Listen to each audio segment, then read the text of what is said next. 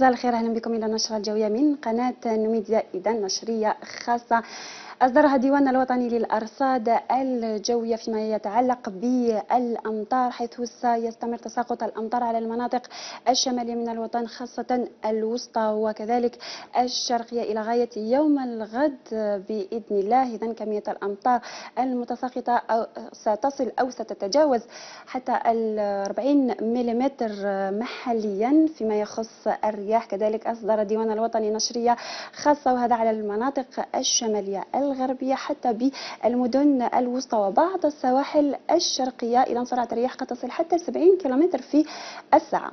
درجات الحرارة خلال هذه الليلة بإذن الله ستصل إلى درجة واحدة على مرتفعات الأوراس كمنطقة بسق، سنطينة، سوق هراس وسطيف. 4 درجات على البويرة، على تيزي وزو والجلفة. 6 درجات بنعامة كذلك بشمال الصحراء على غرداية وبسكرة. 4 درجات على الخط الرابط بين منطقة ميمون وعين صلاح. 7 درجات بإليزي نسجل 5 درجات بعنبة طرف والقالة. 11 درجة على وهران نسجل 8 درجات بمنطقة أضرار. 4 درجات على تمنرست و7 درجات بأقصى الجنوب الجزائري.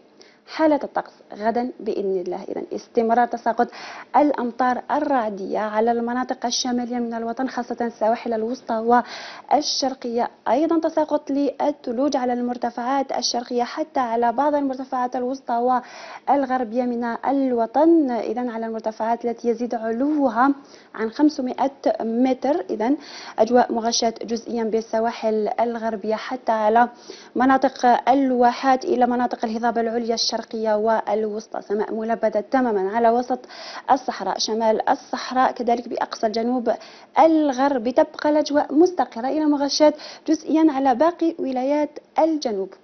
درجات الحرارة المسجلة إذن خلال الظهيرة بإذن الله، ظهيرة الخميس منخفضة تصل إلى 9 درجات على كل من عنابة طرف القالة تيزي وزربويرة تيس مسيلك مسجل 8 درجات، على تيارة البيض عين تيموشنت مسجل 17 درجة، بوهران ومصغان 12 بالعاصمة 22 درجة، على منطقة تيميمون كذلك عين صالح وتندوف 19 درجة، على بشار مسجل 21 درجة بمنطقة واتسوف، 17 درجة على مناطق الهضاب العليا الوسطى إلى الشرقية، 21 بمنطقة إليزي، 18 بجانيت، 21 درجة على تمنراست، في حين مسجل 24 درجة بأقصى الجنوب الجزائري.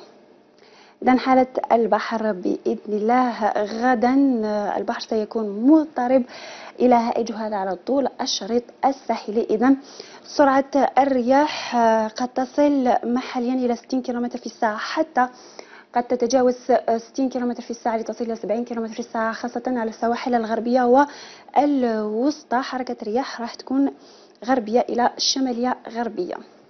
إذا نختم النشرة كالعادة بالمعلومات الفلكية لوقت شروق وغروب الشمس بالجزائر العاصمة وضواحيها.